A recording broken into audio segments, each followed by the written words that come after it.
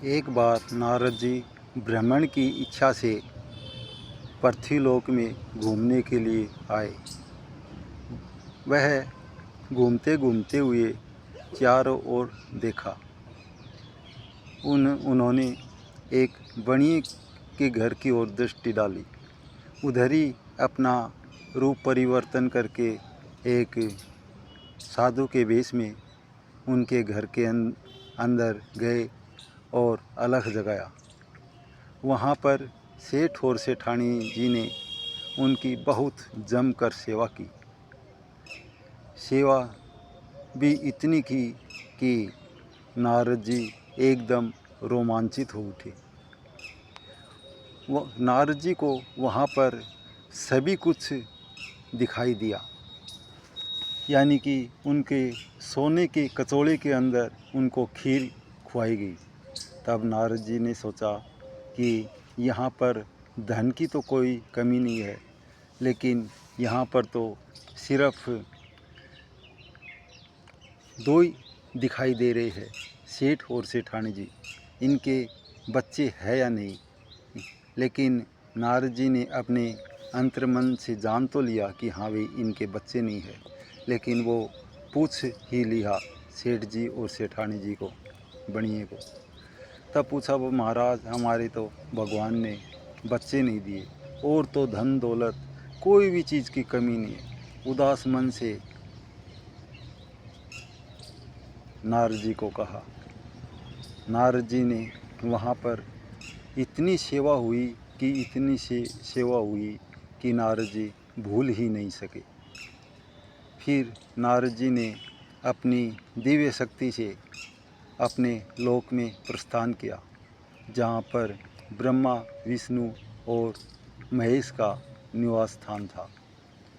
नारद जी ने तीनों देवताओं से यही प्रश्न किया, ब्रह्मा, विष्णु और महेश से, तीनों से यह मांग भी की कि भगवान उनको आपने सब कुछ दिया, एक बच्चा भी दे दो, एक लड़का भी दे दो, ऐसी कामना की।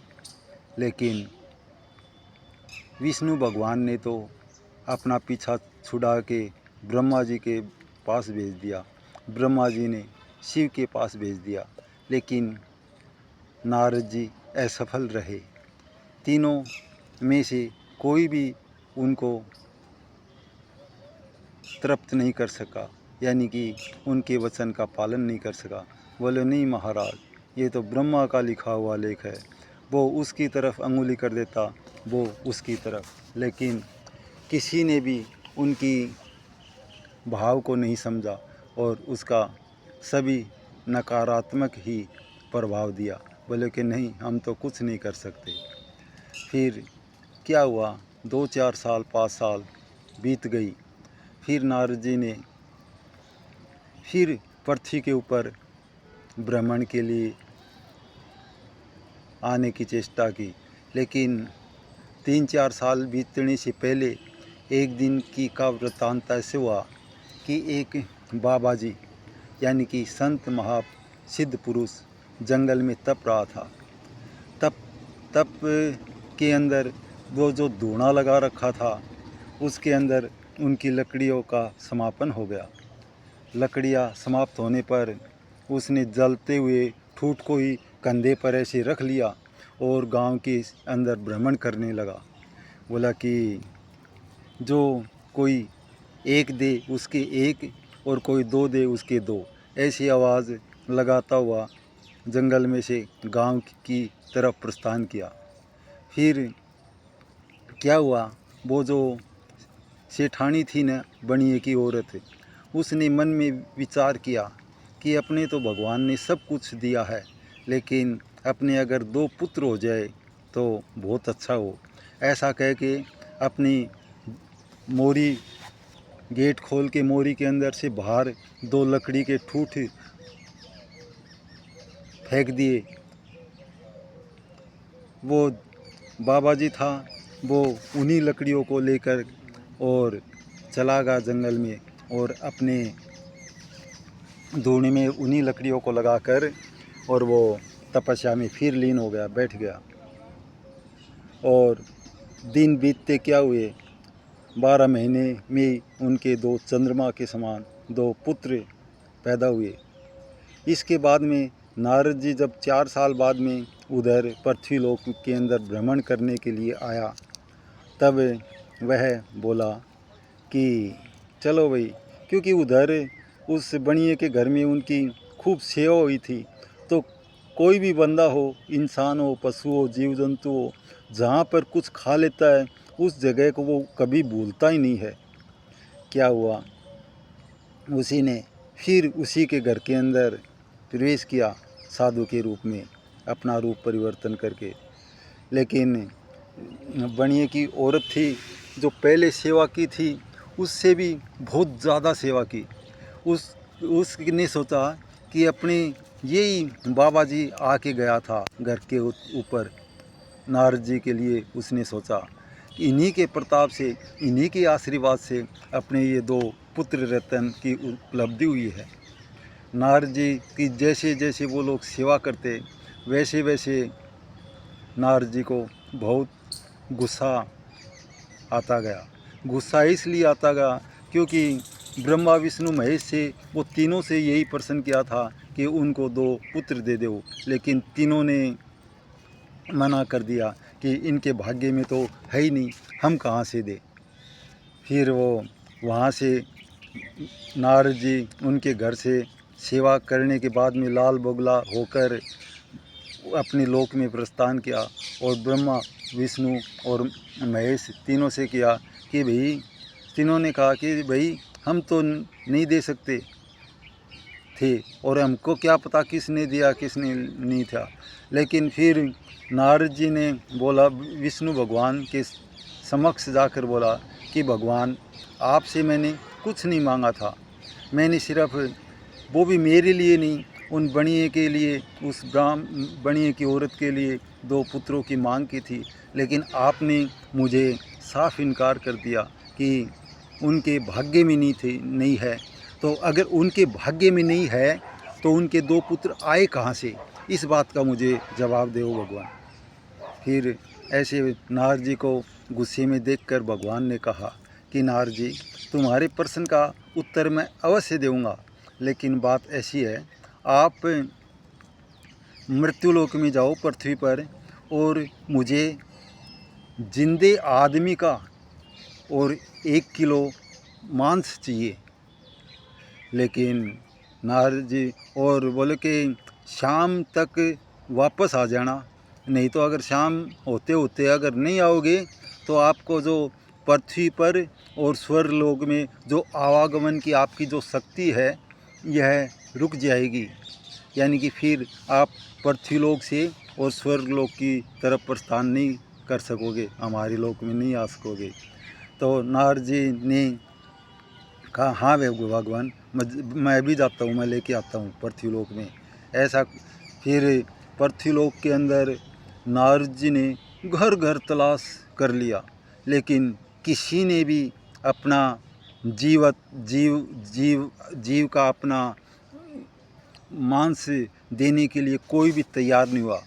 लेकिन फिर वो पसीना आ रहा था नारद जी के, शाम होने वाली थी, करीब शाम के 3 बज गए थे, 3-4 बज गए थे।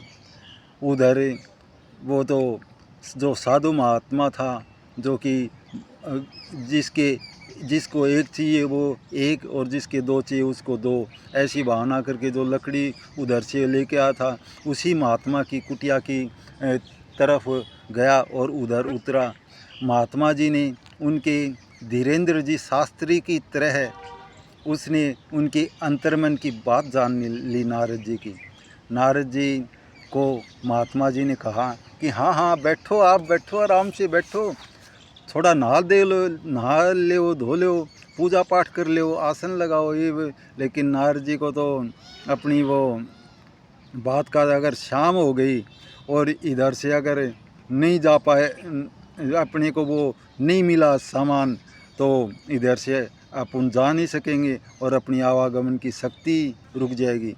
फिर वो महात्मा जी बोले कि हाँ भाई ठीक है।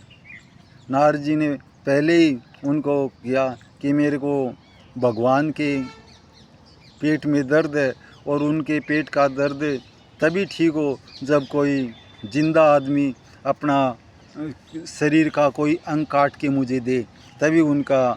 और वो वज़न में मेरे को 1 किलो चाहिए।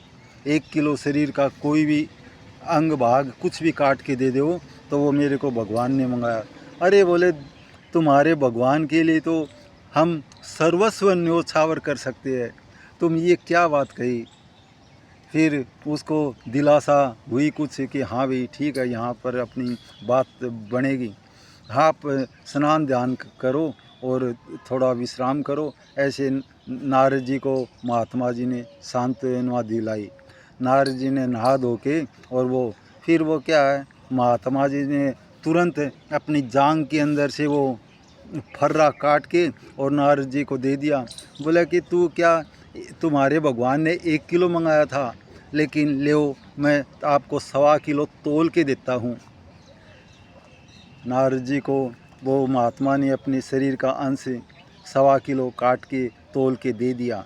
नारद जी ने प्रसन्नचित होकर शाम को भगवान के पास गया और बोला कि महाराज आपने तो 1 किलो मंगाया था और मैं तो 1 किलो नहीं, मैं तो मृत्युलोक से आदमी का अंश जो 1 किलो मंगाया था आपने, तो मैं आपको 1.25 किलो ला के दिया है।